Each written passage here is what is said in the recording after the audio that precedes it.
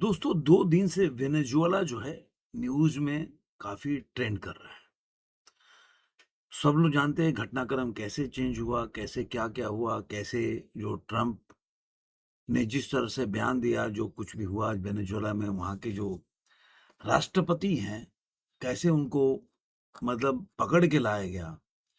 मतलब मा Nicolas Maduro को जिस तरह से पकड़ के लाया गया, वो सब जानते हैं, सब आज अभी भी आप न्यूज़ चैनल खोलेंगे तो आपको पता चल जाएगा।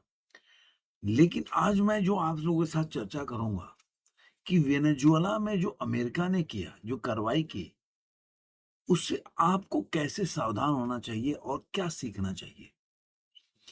वेनेजुएला में जो घटना घटी, जिस वजह से घटी, जिस तरह से घटी, आप जाएँगे एक-एक करके ये घटनाएँ कैसे पूरे वर्ल्ड में एक जगह घट रही है। आप देखेंगे वेनेजुएला में भी, वेनेजुएला में क्या था कि ट्रम्प का कहना था कि भाई वहाँ पे डिक्टेटरशिप था, वहाँ पे जो राष्ट्रपति थे वो डिक्टेटर थे और जनता उनको पसंद नहीं करती थी, विपक्ष की नहीं सुनते थे। वो ज़बरदस्ती वहाँ सत्ता पे काबिज़ थे। बातों को आप पकड़ के रखिए इस बात को। अब आप पास्ट में चलिए, कैसे पैटर्न एक पूरा नैरेटिव बन रहा है पूरे वर्ल्ड वाइड। आपने देखा होगा यही घटना नेपाल में, सेम घटना घटा। श्रीलंका में सेम घटा, इवन पाकिस्तान में भी सेम घटा। उसके बाद हाल ही में बांग्लादेश में देख रहे हैं आप। ये पैटर्न में आपने एक चीज़ गौर किया होगा कि हमेशा एक चीज़ होता है, ये जो सत्ता पे काबिज़ है इन देशों में, वो ज़बरदस्ती काबिज़ है। वो कहीं आपने देखा होगा शेख हसीना भी ज़बरदस्ती डिक्टेटर है, सत्ता पे काबिज़ है। मतलब इस तरह की बातें आई और लोकतंत्र की हत्या करी। अभी लोकतंत्र वहाँ पे बहुत अच्छे तरीके से चल रहा है। आपके सामने ही है अभी तो लोकतंत्र वहाँ पे बहुत पुष्पित और पल्लवित हो रहा है। तो ये चीज़ें चल रही है। अब बात आई है कि भारत में क्या चल रहा है। पहले ईवीएम खराब था। ईवीएम से जो है भारत की जो सरकार है, मौजूदा सरकार मोदी गवर्नमेंट, वो ज़बरदस्ती जीत रही है। इसमें चुनाव आयोग ईवीएम के साथ मिलकर और कुछ ना कुछ धोखाधड़ी करके और जीत रहे हैं। वहाँ से शुरू हुआ तो उसके बाद आ गया वोट चोरी हो रहा है। पूरे सरकार जो है तंत्र पे काबिज हो चुकी है और मोदी डिक्टेटर है, ये तो आप सुन के पक गए होंगे। तो आपको देखना होगा, डॉट जोड़ना होगा कि हर जगह एक पैटर्न है कि जो मौजूदा सरकार है वो कहीं ना कहीं जनता के हिसाब से नहीं चल रही है। जनता ने उनको चुना नहीं है, वो चोरी से या गलत तरीके से वो सत्ता पे काबिज हो गए हैं। और अब जो डेमोक्रेसी के रहनुमा है यानी कि अमेरिका, या उनके जो आप बोलेंगे कि उनके जो प्यादे हैं, वो लोग एक्टिवेट हो जाते हैं। अभी आपने देखा होगा कि जो जर्मनी में गए थे राहुल गांधी, उनके साथ उस लेडी का नाम मैं पहले भी बताया था, भूल गया। वो लेडी के साथ उनके फोटोग्राफ्स थे और जब आप जाएँगे तो वो लेडी का जो जिसमें वो टी मतलब एजुकेशन से जुड़ी थी उनका और वहाँ पे जुड़ा हुआ मामला था, वो जॉर्ज सोरोस की जो फंडिंग कंपनी है, जो फंड करती है, उससे जुड़ी हुई थी। तो आपने देखा होगा कि जो शेख हसीना ने क्या बोला था कि क्यों? क्योंकि वो चाहते थे कि वो एक आइलैंड लेना चाहते थे और मैंने अमेरिका को नहीं दिया, तो इस तरीके से उन्होंने ये उसके खामियाजा भुगती। और देखिए कि बांग्लादेश में जो लोग भी बांग्लादेश में आज इस अगर देखेंगे कि सत्ता के खिलाफ जनजीय आंदोलन जो बोल रहे हैं ना, वो लोग उससे जो एक टाइम में जो यही ध्रुव राठी जैसे गैंग लोग बोलते थे कि अरे देखो उसका इकोनॉमी कितना स्ट्रांग है, आपको वीडियो मिल जाएगा सोशल मीडिया पे, कितना स्ट्रांग। आज वही लोग वहाँ पे शेख हसीना को, अरे जब इकोनॉमी स्ट्रांग थी तो कौन था वहाँ पे? शेख हसीना थी। अब बोल रहे हैं कि शेख हसीना वहाँ पे डिक्टेटर थी, विपक्षियों की आवाज़ दबा रही थी। डेमोक्रेसी के मामले में हमेशा बताते थे कि भाई वहाँ पे डेमोक्रेसी भारत में नहीं है और वहाँ पे पाकिस्तान में मीडिया को बहुत स्वतंत्रता है। आज भी आपको दिखेगा वहाँ पे कि किस तरह मीडिया के घर जला दिए गए। मतलब जो उनके प्रो मीडिया थी, जो कि यूनिट सरकार के समर्थन में थी, उनके भी घर जला दिए गए, ऑफिसेज़ जला दिए गए। तो ये मैं आज बात कर रहा हूँ पैटर्न के ऊपर। जो पैटर्न है, वो भारत में भी चल रहा है और जब से न नरेंद्र मोदी की सरकार बनी है, तब से चल रहा है। पहले ईडी का ईडी वगैरह था, सीबीआई की वजह से जीत रहे हैं, फिर ईवीएम आ गया। ईवीएम ईवीएम के लिए कितना आप ब्रिटेन तक के लोग चले गए ईवीएम लेकर के, ईवीएम में ऐसा हो रहा है। फिर वो चला नहीं। फिर ये वोट चोरी का मुद्दा 2-3 साल से चला रहे हैं कि वोट चोरी हो रहा है और वो राहुल गांधी कई प्रेजेंटेशन कर चुके हैं एकदम रिमोट लेके। अब सवाल ये उठता है कि ऐसा हो क्यों नहीं रहा है? क्योंकि यहाँ के जो नागरिक हैं, वो जानते हैं कि किसको हर लोग देखिए, आज बांग्लादेश का जो आर्थिक स्थिति है, देखिए एक आंकड़े अलग बोलता है और कोई चीज़ जो सच्चाई होती है अलग होती है। यहाँ के जो आंकड़े हैं वो कुछ और कहते हैं और जो सच्चाई है वो आम जनता जानती है, मैंने तो वोट दिया है जिसको वो जीता हुआ है। तो ये जो चीज़ें हैं ना, इसलिए जितना भी राहुल गांधी या विपक्षी चला रहे हैं, बार-बार देख रहे हैं कई पत्रकार भी अभी अमेरिका में दौरा करके आए हैं। जो आपने नए-नए चैनल खोल के बैठे हैं और जो नरेंद्र मोदी को 2014 से हर साल हराते हैं। हर साल देखते हैं वो झोला लिंक उठा के जा रहे हैं। अब तो अजीत अंजुम भी विरोध करने लगे उनका। ऐसे सारे पत्रकार गए थे अमेरिका। आप खोजिएगा मिल जाएगा उनका नाम भी। ऐसे जो सोशल मीडिया पे अपना-अपना चैनल बना के बैठे हैं, जो दिन भर नरेंद्र मोदी को हराते हैं। अमित शाह और योगी आदित्यनाथ की झगड़ा दिखाते हैं।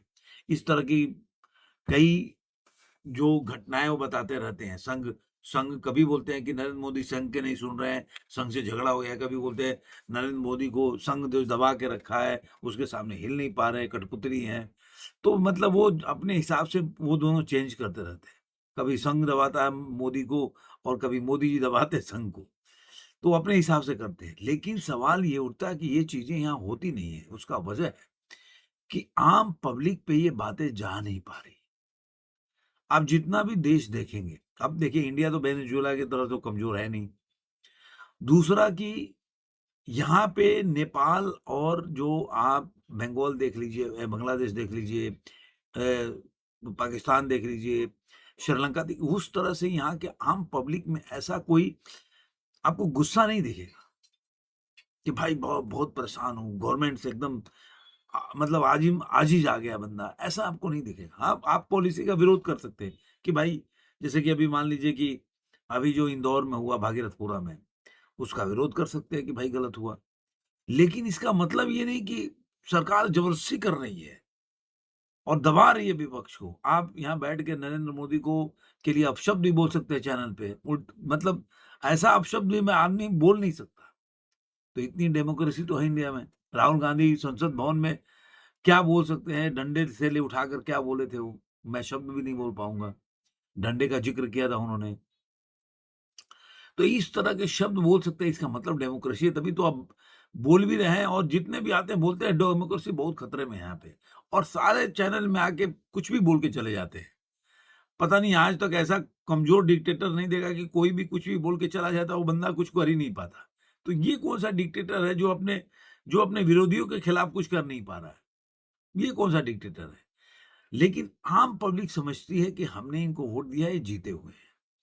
तो जहाँ पे आपका जो मुद्दा है आम पब्लिक के दिल में घर नहीं कर पा रहा है, आप वैसे यूपी में सरकार जीत सकते हैं कि आपने बोला कि मेरे को मैं गारंटी देता हूँ, ये पैसा, वो पैसा दे के आप एक बार को इन्फ्लुएंस कर सकते हैं वोटर को वोट देने में। लेकिन उनके अंदर ऐसा कोई आग नहीं है जिसका आप उपयोग कर सकें। जब आप कहीं पे आग लगी है, तभी उसके चिंगारे उठा के आप कई जगह जलाओगे। जब आग ही नहीं है तो कहाँ से आप कहीं पे आगे उस आग से कहीं किसी का घर जलाओगे? नहीं हो पाएगा ना, नहीं हो सकता। तो ऐसा किसी के मन में कुंठा नहीं है या कहीं अंदर ज्वाला नहीं धधक रही है दिल के अंदर जो वो पूरा दुनिया जला देना चाहता है, ऐसा कुछ भी नहीं है। लोग पॉलिसी को ही बोलेंगे ये पॉलिसी खराब है, ऐसा यहाँ पे ठीक है, ये थोड़ा पॉलिसी उनको ठीक नहीं होना चाहिए, इस तरह से होना चाहिए। और खासकर जो मोदी गवर्नमेंट के सपोर्टर हैं, जो मोदी को नरेंद्र मोदी को वोट देते हैं, वो लोग भी उनका विरोध कर लेते हैं कि अरे यार भाई, वो तो चाहते हैं कि नरेंद्र मोदी डिक्टेटर बने। जो इस तरह के लोग उल्टा-सीधा आके चैनल पर बोलते रहे, उनके ऊपर ऊपर कार्रवाई करें। आप देखिए नेहा सिंह राठौर, मतलब इतना टुटपुंजिया जो बोलते हैं ना, ये ऐसे जो गवैये लोग जिनको कोई नहीं जानता, ये लोग कांग्रेस के आईटी सेल में काम करते हैं, आपने देखा होगा, कई फोटोग्राफ भी मिल जाएँगे। और ये लोग नरेंद्र मोदी को किस तरह के शब्दों का इस्तेमाल करते हैं। मतलब जैसे कि आप किसी छोटे, मतलब प्रधानमंत्री नहीं, कोई बंदा चोर उचक्का हो, उस तरह का भाषा का प्रयोग करते हैं उनके लिए। आप सोचिए उसके बावजूद भी वो मज़े ले रही है जीवन का। देश के खिलाफ बोल के भी मज़े ले रही है। 2 घंटे के लिए अगर पुलिस अगर बुला दिया कल लखनऊ में, तो भाई सारे जो जो जितने भी इनके नैरेटिव चलाने वाले पीछे लग गए कि देखो भाई, एक एक औरत से, लोक गायिका से सरकार पूरी डर गई। और जब वो अगर कार्रवाई करेगा तो बोलेंगे देखो तानाशाह हो गया। तो ये सब का अपना आइडिया, तो इसलिए आम जनता जो घरों में बैठी रहती है, वो वोट देती है, उसको पता है कि वो क्या कर सकती है या वो किसको वोट देती है और किसको वोट देना है, तो उसको पता है। इसलिए ये जो भारत में ये जो सफल जेन ज़ी जो आंदोलन, जब हम अभी जीतने के बाद बोले, हारने के बाद राहुल गांधी आए, बोले कि अरे यार, आप जेन ज़ी को ना कुछ करना पड़ेगा देश में। वो तो जेन ज़ी बोल के, जेन ज़ी का मीनिंग पहले मैं भी नहीं जानता था यार। राहुल गांधी के बोलने के बाद समझा कि भाई जेन ज़ी, जेन एक्स क्या होता है। तो ये सब कहानी अब वेनेजुएला में जो हो रहा है, उसपे राष्ट्र जो चीन के राष्ट्रपति हैं और उत्तर कोरिया के जो राष्ट्रपति, उन लोगों ने बोला कि ये अमेरिका का गुंडागर्दी चल रहा है। और चीनी विदेश मंत्रालय ने जारी किया अपना बयान, उसमें किया है कि इस मुद्दे को बातचीत के साथ हल निकालना चाहिए और इसका कड़ी प्रतिक्रिया किया है। ये बोला गुंडागर्दी। ऐसे ही उत्तरी कोरिया ने वेनेजुएला की कार्रवाई को गुंडावर्दी बताया, गुंडागर्दी। और विदेश मंत्रालय का कहना है कि अमेरिका की यह कार्रवाई किसी भी देश की आज़ादी और संप्रभुता पर किया गया सबसे बड़ा गंभीर मामला है। अब इस तरह का जो घटना घटा कि 2 जनवरी को राष्ट्रपति के घर में घुस के उसको उठा के और अमेरिका लेके जाएगा, जिस तरह से ट्रम्प का बयान आया। फॉक्स न्यूज़ को भी उन्होंने बोला कि मैं तो देख रहा था जैसे टीवी पे, पूरा स्क्रिप्ट देख रहा था, बहुत मज़ा आया, लोगों ने बड़ा अच्छा काम किया, बड़ा एन्जॉय किया मैं। इस तरह का बयान जो होता है, एक होता है ना, आदमी जब पावर के मद में अंधा होता है ना, तो इस तरह की बातें करता है। तो इस तरह का बातें कर रहे थे। अब इससे क्या होगा? मैं पहले भी बोला था, एक याद होगा कि जब अमेरिका ने, जब भारतीय जो इलीगल तरीके से वहाँ पे गए थे, इलीगल माइग्रेंट जो भारतीयों को बोला था, उन्होंने पैरों में जंजीर डाल के भेजा था, तो उन्होंने एक रास्ता खोला था। वो रास्ता खोला था भारत के लिए। लोगों ने बोला देखो भारतीयों को। उसके बाद कितने लोग एसआईआर के बाद बाहर जा रहे हैं। अगर आप करोगे एक काम, अगर आप मानते हो कि मैं तो वर्ल्ड का गार्जियन हूँ, तो आप जो करोगे ना, तो नीचे वाले लोग वही काम करेंगे। फिर आप उस समय बोल नहीं सकते, किसी के खिलाफ उँगली नहीं उठा सकते। कौन-सा ऐसा देश है जो एसआईआर के तहत जो जितने भी इलीगल बांग्लादेशी हैं, रोहिंग्या, उनको निकाला जा रहा है, उनको वापस भेजा जा रहा है, तो कौन देश खड़ा है? इसके खिलाफ में कभी किसी ने आवाज़ उठाई? नहीं। क्योंकि ये शुरुआत तो अमेरिका ने की ना भाई। तो वैसे ही ये जो शुरुआत किया है, ये बहुत बड़ा, आप बोल सकते हैं, एक एक ट्रेंड चालू हो जाएगा कि कोई भी देश जो है अपने बगल के देश पे कभी भी अगर पावरफुल होगा, तो उस पे कब्जा कर सकता है। उस समय अमेरिका के पास या यूनाइटेड नेशन के पास बोलने के लिए कुछ नहीं रहेगा। जब वो बंदा खुल के पेट्रोल की बात कर रहा है, उसको तेल चाहिए, वो ऑयल की वजह से वो वेनेजुएला पे कब्जा कर सके, क्योंकि एक बहुत बड़ा अमेरिका में तेल की लॉबी है, ऑयल लॉबी। वो सारा सारा गेम वहीं से है। तो वो जब ये काम कर सकता है, तो कोई भी करेगा। फिर आप बोलने के लिए क्या बोल पाओगे?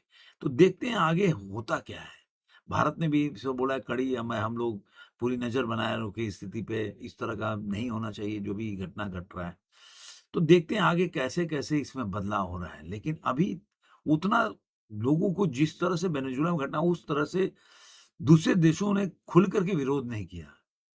तो ये दर्शाता है कि आने वाला दिन जो है, वो किस तरह जाएगा, वो देखने वाली बात होगी।